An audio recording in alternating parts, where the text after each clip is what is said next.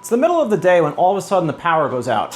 Most people walk over to their portable power station and they start to plug things in, like your phone or whatever device you need. And within the first hour, they've made a critical mistake that will literally cut the runtime of the power station in half. And this happens not because they bought the wrong power station or the battery was too small, but because they powered the wrong things. And I'm going to show you exactly what I mean. This is the VTOMAN FlashSpeed 2400, and it has a massive 1400 watt-hour battery and an even larger 2400 watt power inverter, coupled with LiFePO4 batteries. We'll go over the specs in just a moment, but instead of doing another boring review about ports and charging speed, we want to know one thing. When the power goes out, what can this power and what should you avoid powering if you really want to get the longest runtime out of this battery and keep those essential devices powered? At the end of this video, you're going to see which common household appliances will drain this battery really fast and which ones you can actually power to stretch the runtime of the battery and keep all your essential items powered. Now, before we start the testing, let's just spend a minute going over what we're working with. We're going to get this battery charged up to 100. That way we've got a clean start. And looking at the front, we can see right away we've got 2 USB-C ports followed by 4 traditional USB-A ports. We've got our typical car cigarette style lighter. Right here we have our input, and so input being AC power or via Anderson connectors if you want to charge from solar. We have our 3 standard AC outlets, and then right over here we've got something pretty unique that I've only seen VTOMAN have on their power stations, and this is basically an input for a jumper cable, so you can use this to plug this jumper cable attachment in that actually comes with the power station, and you could jump start your car if you needed to. Also up top we have a case where you can put all the cables. You can put a car charger to charge this from your car, you can put the cables to charge from AC, and it just keeps everything stored nicely in the unit so you don't lose it when you actually need it. The side of the unit is pretty unremarkable. We've got our cooling intake, and then on the other side we have the cooling exhaust where it blows hot air out. I actually really like the handles that are built into the unit. It makes carrying it extremely easy because a lot of units don't have handles and a lot of units really don't have a nice storage area where you can put all the accessories that came with it, such as the jumper cable attachment, the car cigarette lighter attachment, the USB-C, or even the power cord to charge. Coming around to the back is where I think this VTOMAN unit really shines because unlike most power stations on the market now, it actually has a really nice light, which is extremely bright, has different intensities, even SOS mode, which I would probably never use. But having the light is nice. Having the light on the back of the unit is actually more convenient because when the light is on the front of the unit, it actually kind of blinds you. So this can reflect against the wall and provide some nice ambient lighting. As I stated earlier, we have a 1408 watt-hour battery. It's a LiFePO4 battery, so it's good for about 3,000 to 4,000 charge cycles or about 10 years before it depletes to 80%. You can see our AC input's going to charge at 1500 watts max. DC input, we've got 200 watts max. That's if you're charging from your car. Then we've got solar input, we can charge at 600 watts, and then we have our AC output, which is a 2400 watt pure sine wave inverter. Again, we've got USB-A and USB-C ports. Now I've gone ahead and thrown this on the counter because before we start any testing, we've got to start with the full battery. So to charge this unit is very simple. We're just going to open the little flap on the front where the input is. We're going to plug in our standard computer type plug, which I like. I don't like proprietary plugs. We're going to plug it into a standard AC outlet. We're going to see that the screen has just booted up. We are at 85% capacity right now, and I just heard the click. So we are going to start charging. We're going to be pulling in probably up to about 1500 watts max. All right, we're up to maximum wattage now. We're pulling in 1430 watts, and we're going to be charged really fast. So let's come back when this battery is fully charged. Okay, so we're all charged up, and I'm going to show you that to turn the screen on and to turn the unit on, you just hit any button and it wakes the unit up. So we're just going to hit the USB, and you can see right away that we're at 100% capacity. And this charges really fast, and that's kind of why it's called flash speed. And that is a huge advantage of a unit like this because if there is a power outage, you need the battery charged and you need to charge quickly. Maybe you're charging it with a generator, with solar. You don't want to sit there all day. This charges incredibly fast. So let's start with one of the biggest mistakes that people make. The power goes out, they've got a unit like this, and they're like, okay, this is great. I'm gonna go make a pizza in my toaster oven. I'm gonna go toast some bread. I'm gonna make lunch because the unit can power all of that. And you're correct, it can power all of that. And let's just take a look and see that it can. And I think we're gonna see the mistake while we're powering all of the stuff that this can power. So unit has turned on. The toaster oven has come online. Let's go ahead and take a look at the screen real quick, and then we're going to turn the toaster on. So right now you can see we're at 100% state of charge. Our battery is telling us that we can last for 68 hours because we've got the inverter turned on right now. We're not doing anything, but the inverter's on, so it's using power. Let's go ahead and turn the toaster on. Powers that toaster with no problem. Cooling fans have spun up a little bit. But let's take a look at the screen. So we're still at 100% capacity. It's telling us we're pulling 1,735 watts, so that's really good. This unit is definitely powerful and can absolutely power that. And this has a really large battery. But wait a minute, let's look a little bit closer. We can only run for 0.8 of an hour before this whole battery is depleted. And that is by no means a fault of VTOMAN. In fact, this is a really good unit. Powering a toaster during a power outage is not a good idea. In fact, let's let this get through the whole toast cycle. We've got another 2 minutes left, and let's take a look at the screen as soon as it's done.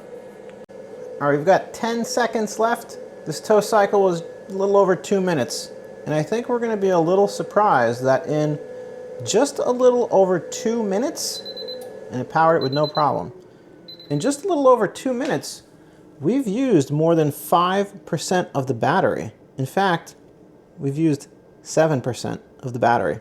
That's a lot of power to use in 2 minutes to simply make a piece of toast or to toast a waffle. We're not even talking about using the toaster to bake a frozen pizza where this would run for maybe 10 minutes. We're simply using this for a little over 2 minutes.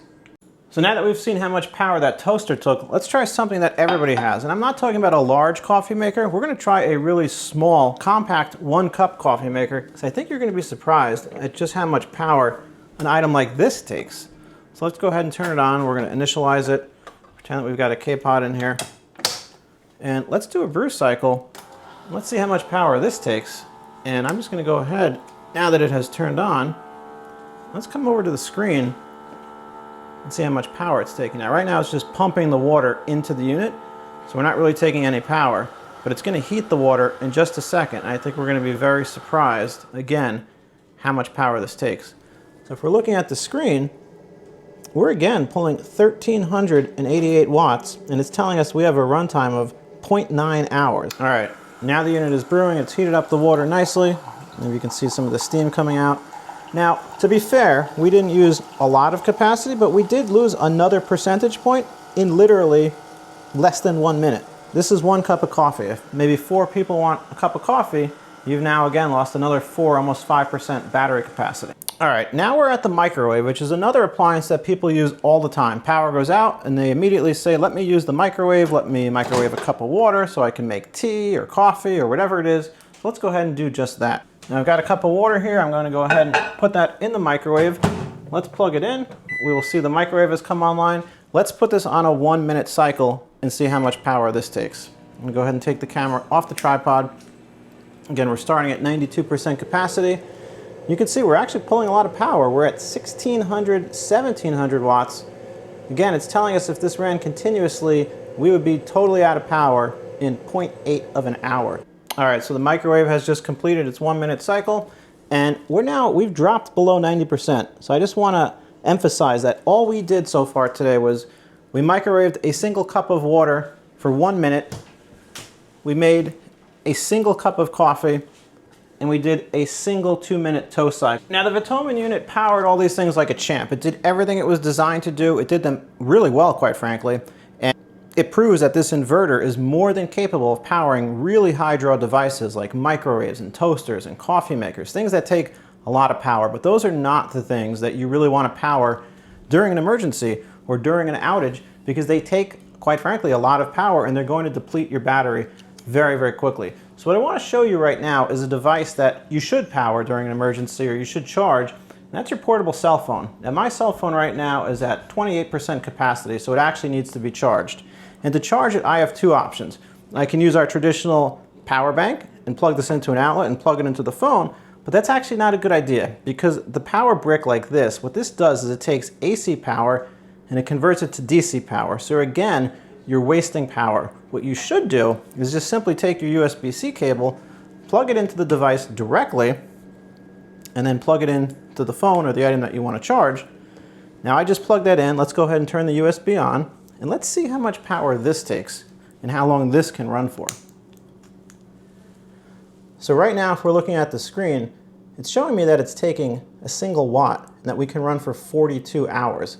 That's a really long runtime. This is the type of device that you actually would want to power during an emergency, because it's critical to have your phone charged for information, communication, news, or whatever it is that you need to do, instead of wasting power powering a microwave or a toaster or a coffee maker. Now the next thing I've brought in here is a light, because light is absolutely critical during a power outage, because what you don't want to do is you don't want to slip and fall, because falls are literally the #1 injury that we see on the ambulance, and your bad day can become a horrific day really quick if you just trip and fall in the dark.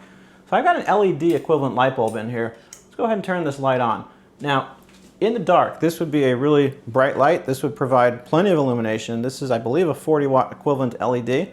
And again, with the phone charger plugged in and the light, we're still barely using any power. We're floating around 4 watts with the light and the phone charger. We can run for 32 hours. But there is another device that we're probably going to want to plug in, and that device is none other than the refrigerator. If we open the fridge and we take a look, and this is your average American refrigerator, you're going to have plenty of items in here, plenty of food items, perishables, drinks. If we come down to the freezer, there's obviously going to be items in the freezer as well. With food prices the way they are, we're talking several $100s worth of food in this refrigerator and freezer combination. So what you don't want to do is you don't want to have all of this go bad or get spoiled. That's where a portable power station like this VTOMAN FlashSpeed 2400 actually becomes a critical piece of equipment. Because instead of wasting power on appliances that are going to drain this battery really quick, we can plug in the fridge, we can plug in a light, we can plug in a phone charger, and now you're probably going to say, well, how much power does that refrigerator take?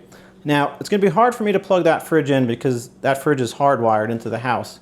But I can tell you, and in fact, we'll take this over to a different refrigerator of similar size, and I'll show you, but a fridge takes roughly 150 watts of power while it's running. Now, yes, there's going to be a quick surge when it turns on, and there may be a defrost cycle, but you could power a fridge like that with a unit like this for 10 hours straight, assuming the fridge ran for 10 hours straight. But refrigerators cycle on and off, so if you factor in the point that they're going to be on for a while, off for a while, you might get about 17 hours of runtime from a unit like this, powering a fridge, a phone charger, some LED lights. That is where a unit like this VTOMAN becomes really critical. Okay, now as promised, I brought the unit over to a different refrigerator just so we could plug in a different fridge that is not hardwired and kind of get an accurate runtime here in terms of the power usage and how long this power station is going to last. Now, I have plugged in a router because communication is absolutely essential during a crisis, and I'd much rather power a router and be able to get some information and weather than a coffee maker and have a cup of coffee, because one uses 1700 watts, one uses about 5 watts. So I've got the router plugged in, I've plugged in a standard lamp. This is a 60 watt LED equivalent. Then we've got a standard full-size inverter type refrigerator. So with these 3 items plugged in, because this is really what you would need during an emergency, we're pulling 7 watts right now because the fridge is not in a cooling cycle. But as soon as it turns into a cooling cycle, we're going to come back and look at the screen. All right, the fridge has now gone into a cooling cycle, so we're back. And again, I just want to show you that we've got the router plugged in, the light, and let's take a look at the screen. We're pulling 67 watts right now with the fridge, the light, and the router, and we're going to run for 10 hours, and we're only at 88% capacity. We're not even at full. Compare that to the toaster, where we were going to run 0.8 of an hour, or the microwave 0.8, or the coffee maker 0.8. We're at 10. And the fridge is not going to run continuously. So you can take that number and very easily almost double it. Let's say, to be safe, we're going to probably get about 17 hours running the fridge, the modem, and the light. So I think that, above everything else, proves the point that a portable power station is better served powering devices like these that are essentials rather than comfort items such as a coffee maker, a toaster, or even a microwave. Now guys, look, before I started making this video, I think a lot of folks believe that a 2400 watt power station is all they need to live comfortably. And as we saw that this VTOMAN FlashSpeed 2400, it could power a lot of stuff. I mean, this had no issue with really heavy loads, from a toaster to the microwave to whatever you throw at it. This can handle it. Obviously, it can also power your phone and smaller loads. But I hope that the takeaway of this video is that when there's a power outage, you don't need to live exactly as you live when you're on grid power. You have to prioritize the items that you find important for your family. And I think, my personal opinion, is I don't want to waste several $100s worth of food in my fridge. I think that's kind of a priority for me. If you have a medical device, obviously power that. Light is very important because I work on an ambulance and the #1 injury is injuries from a fall. And falls happen when you can't see and you trip and you fall on something. And to be honest and to be fair, we're at 88% and we're still showing 10 hours of runtime while the fridge is cooling.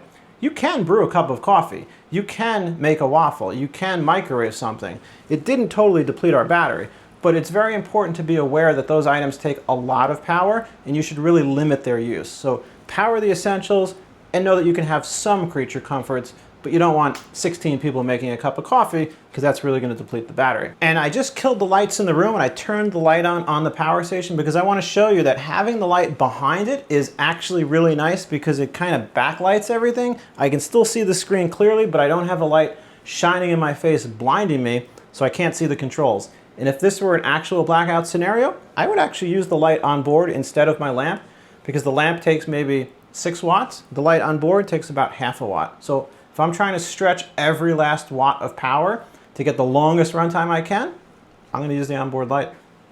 I like this unit. I'm going to go ahead and post a link in the description if you want to learn more about it. Obviously, I own this. I own several other VTOMAN products. I own a million power stations. So if you have questions, do me a favor, leave them in the comments, ask them, like and subscribe. I answer every single question, and I will certainly see you on the next one.